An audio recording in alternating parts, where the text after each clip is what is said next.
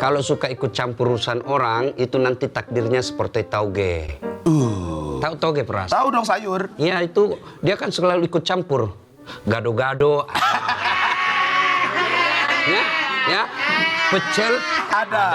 Iya. Soto Banjar Ada. Karena dia toge selalu ikut campur, maka Allah takdirkan tidak ada yang lurus. Buat tego, toge, bengkok. Jelita gimana sih? Nggak ngomong-ngomong ada Pak Ustadz bangunin. Kan malu gua. Ada aja lu. Ya kan itu toko cerita kamu sendirian, Bang Pras. Ya ini kan gue tidur gara-gara nggak mau terpengaruh sama Ebel. Makanya gue tidur. Biar ngindar aja gue gitu. Oh, jadi tidurnya tadi karena menghindari Ebel. Iya, Pak Ustadz. Oh, bagus. Karena aku dengar katanya Pak RT, bukan dari aku nih, dari Ebel. Katanya Pak RT main pesugihan. Ini dari Ebel. Dari Ebel. Dari Ebel. Dari Ebel. Dari Ebel. Bener. Nah. Gak mungkin dari Pak Ustadz dong. Jadi kalau dapat berita seperti ini, Iya. jangan ditelan hidup-hidup. Oh. Kalau dulu telan mentah-mentah, Iya. ini telan hidup-hidup. Telan hidup-hidup. Ya artinya klarifikasi dulu. Iya. Apa betul ndak itu ada fitnah seperti itu? Apa betul ndak itu beritanya? Jangan sampai berita yang dibawa Ebel itu membawa kemudaratan. Jangan sampai berita bahasa Quran patabayyan. Bertabayunlah kamu atas berita yang kamu peroleh. Jangan sampai yang membawa berita itu membawa kehancuran buat kamu. Nah, makanya tadi tuh Ebel membawa berita itu, saya tanya ke Jelita, Jelita bilang, bener. Istrinya juga gitu kalau katanya. perempuan, Gua bilang gitu. kalau perempuan dengar seperti itu biasa. Perempuan itu suka gosip, ya. Enggak, Pak Ustadz. Selalu ikut campur yang. Dikit, Pak Ustadz, dikit. Jelita, itu kata Nabi, perempuan itu paling gampang masuk surga. Paling gampang masuk surga. Syaratnya satu, kalau dia mampu menghindari gibah. Gosip, ya. Betul, Penyakit perempuan kan suka gosip, biar bukan urusannya diurusin juga. Yang kedua, dia taat kepada suaminya. Itu memudahkan dia masuk surga. Nah, perempuan biasanya penyakitnya ikut campur. Oke. Baruan, betul. Sama gestur-gesturnya.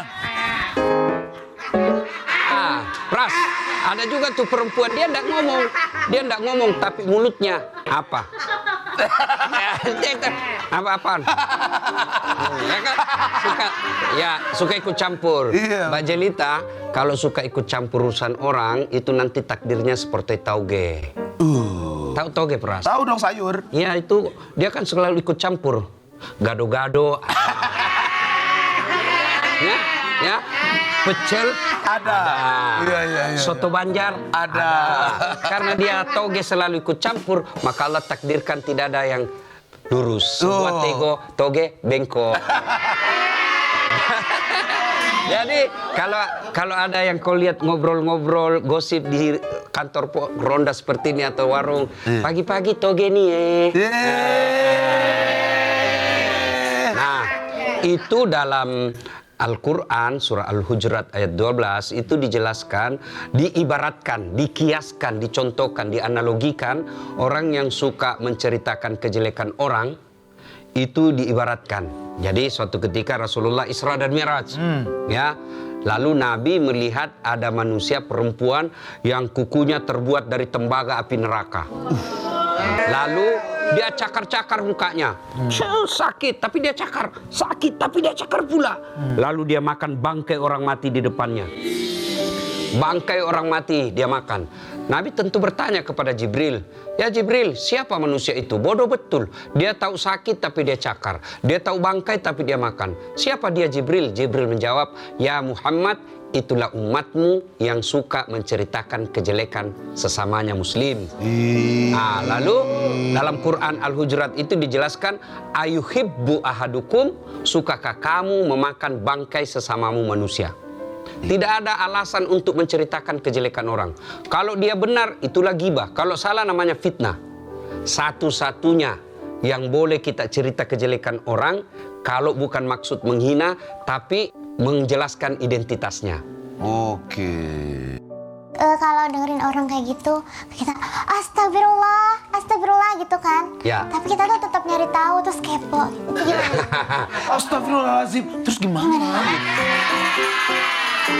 Itu lebih tepatnya disebut tobat pencitraan. Atau tobat gimmick-gimmick.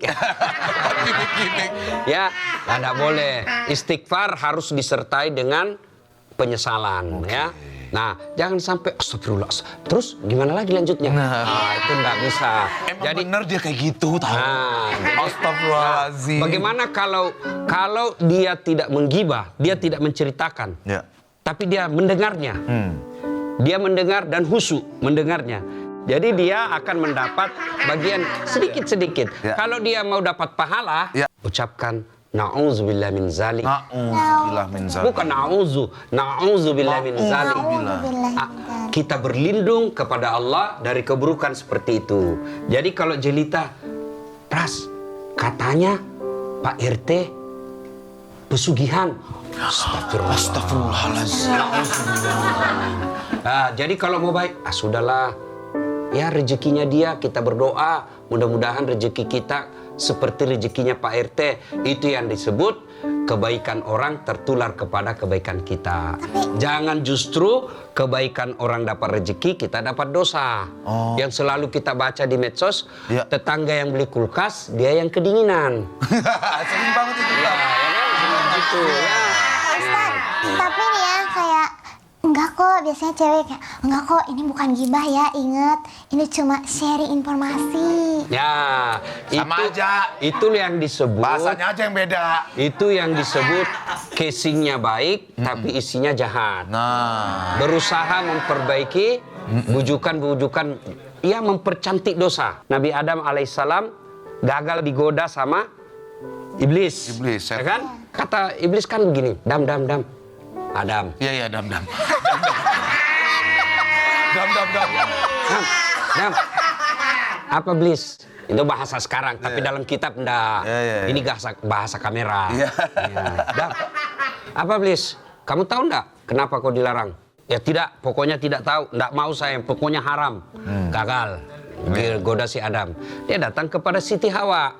Hawa, tahu enggak kenapa kau dilarang makan buah huldi? Karena huldi berasal dari kata huldum. Huldum itu artinya kekal. Kalau kamu makan buah huldi, kau kekal dalam sorga.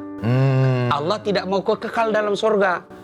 Kamu tahu enggak mau abadi? Itu makan buah huldi. Tergodalah Siti Hawa. Iya. Ya, Dan itu sama. perempuan duluan yang Ya samalah iklan-iklan kecantikan, Iya, betul, ya kan? betul. Kecantikan ditawarkan, artis-artis yang dipakai kan pasti cantik. benar. Maka itu yang disebut kebatilan yang dibungkus dengan kecantikan. Itu alasan tadi, kan kita ini cuma sharing. Ya sharing kebaikan, jangan kebatilan. Bener. Ya. Sharing digali kehidupannya sampai akar-akarnya. Ya.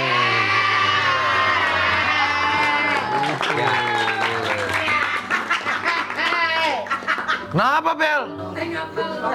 Kok tiba-tiba pakai masker? Coba sini gue buka. Kenapa sih? Astagfirullahaladzim. Kenapa ini, Bel? Mungkin ini adalah ajab ketika aku ngomongin orang. Ajab. Ya makanya. Biasaan sih ngomongin orang. Kayak gitu kan bibir lu. Saya pengen bertanya kepada Pak Ustadz deh dulu. Apa? Pak Ustadz, apa hukumnya kalau misalkan fitnah dan gibah itu? Ya, Yang beratnya apa, Pak Ustadz? Apa sih pertanyaan? hukum. Sebagai ininya gue paham. Sebagai pelatihnya gue paham nih. Apa bedanya gibah dan fitnah? Iya. Dosa mana yang lebih berat itu? Jadi gibah itu adalah menceritakan kejelekan orang. Dia jelek, betul sifatnya, tapi tidak boleh.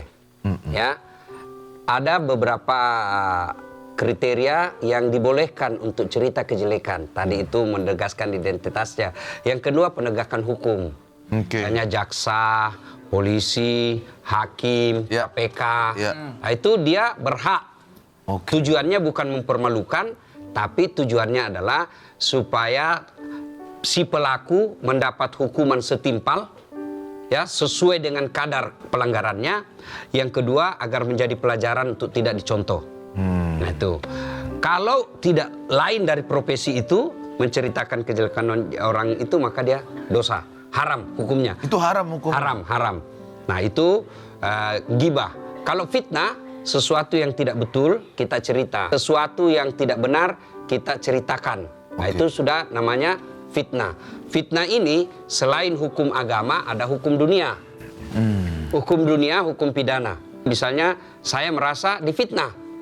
Maka itu ada pidananya, bisa berujung pada penjara.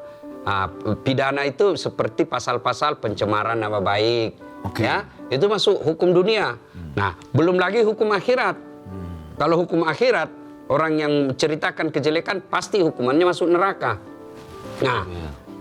Nah kemudian bagi kita yang puasa, yang berpuasa nih, itu kan dijelaskan sama Imam Al-Ghazali, orang yang berpuasa itu ibarat satu buah, ketika dia melakukan pelanggaran agama diiris. Ya misalnya ada mangga, Ebel punya mangga, gibah diiris, ya fitnah diiris, lihat aurat diiris.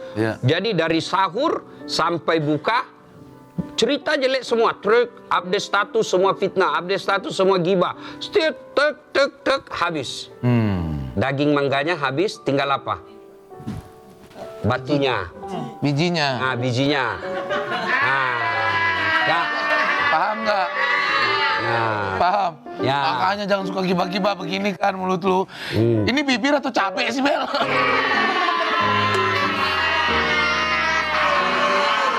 Oke, paham. Ya. Ini aku terjemahkan lagi. Kalau ada orang yang gibah di depan kita, ya kan? Apalagi? Oke, apa benar kita boleh langsung menegur gitu? Atau malah bikin dosa baru karena kita marah-marah gitu kan? Benar gitu tanya. Jadi, misal Bel, misalnya si Jelita, misal aja nih Jelita lagi ngegibah atau memfitnah, sikap kita satu mengucapkan na'udzubillah min zalik. Kita berlindung kepada Allah dari keburukan seperti itu. Itu sudah pahala. Yang kedua, kita tegur, dapat lagi pahala. Ya, jangan begitu.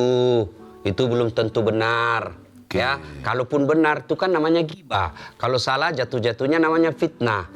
Ya, bagaimana kalau ini beredar dan yang bersangkutan keberatan lapor polisi, bisa berujung penjara. Ya, Udahlah bibir bengkak di penjara. Ya Allah, jadi, kalau mau dapat pahala itu tegur, nasihatin.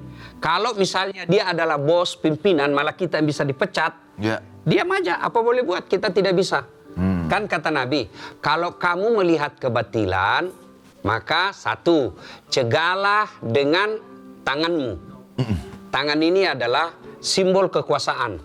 Ya, tidak punya kekuasaan, kata Nabi, pabilizani, cegahlah dengan lisanmu. Nah ini kita mampu mengucapkannya. Mengontrol diri kita sampaikan itu salah. Nah, ini pabilizani biasa umumnya dilakukan oleh ustadz. Ya, menegurnya dengan lisan. Kita bukan pejabat, bukan juga ustadz. Nah, seperti ambil jalan yang ketiga seperti Ebel adalah diam. Diam dan jangan ikut berpartisipasi dalam kebetulan itu. Tapi kata Nabi, ketahuilah mencegah dalam iman, mencegah dalam hati adalah selemah-lemah iman. Tapi masih ada imannya tapi lemah. Masih ada imannya tapi lemah.